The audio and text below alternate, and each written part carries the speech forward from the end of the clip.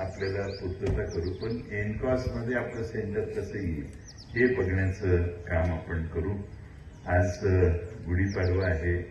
गुढीपाडव्याच्या सगळ्यात पहिल्या शुभेच्छा मला सदाभाऊंना देता आल्या, त्यामुळे आजचा दिवस फार चांगला आहे. नवी सुरुवात आमची आता सुरू झालेली आहे. नवं वर्ष आहे आणि म्हणून सदाभाऊ खोत आणि तुम्हा सगळ्यांना नगराध्यक्षांना खास करून मी या गुढीपाडव्याच्या मनपूर्वक शुभेच्छा देतो. आपण पत्रिका नसताना तोंडी सांगून सगळे आले आणि आपण मोठ्या प्रमाणामध्ये या ठिकाणी उपस्थित राहिलात. आपलं हे केंद्र उत्तम होणं हेच लोकांचा प्रतिनिधी म्हणून मी आग्रह करणं हे अपेक्षित आहे आणि त्या दृष्टीने गेले काही वर्ष सतत सातत्य ठेवून आपण या सगळ्या सुधारणा करतोय.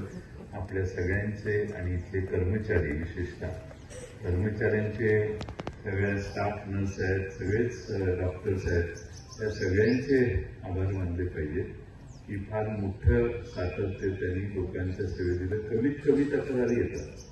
मध्ये एक जण असे होते, सदाभाऊ, मध्ये एक जण असे होते की ह्यांचं ऑपरेशन चाललंय तर दार उघडून आज जाऊन व्हिडिओ शूटिंग करायचं आणि त्यांना तक्रार वगैरे केली होती. तर ते काय थांबलं प्रकरण. सांगायचा मुद्दा काय की लोकांचं लक्ष फार असतं, त्यामुळं तुम्ही कुणाचीच तक्रार येऊन देत नाही. एवढी चांगली सेवा तुम्ही सगळ्यांनी केलेली आहे, त्याबद्दल इथल्या सर्व कर्मचाऱ्यांचे, सगळ्या महिला भगिनींचे, डॉक्टरांचे मनपूर्वक आभार मानतो. सदाभाऊ खोत यांनी जुन्या आठवणींना उजाळा दिला. फार जुन्या आठवणी 1982 सालापासूनच्या त्यांच्याकडे आहेत.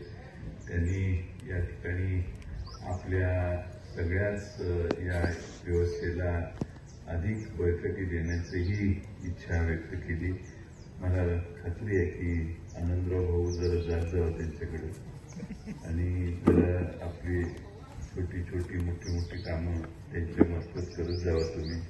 आणि मला एकट्याला गरीबाला ते प्रेशर देण्यापेक्षा मोठा माणूस आपल्यात आहे.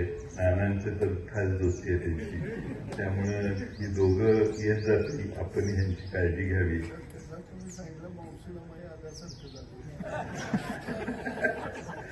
त्यामुळे त्यांना आज एका चांगल्या कार्यक्रमाला आज सुरुवात झाली.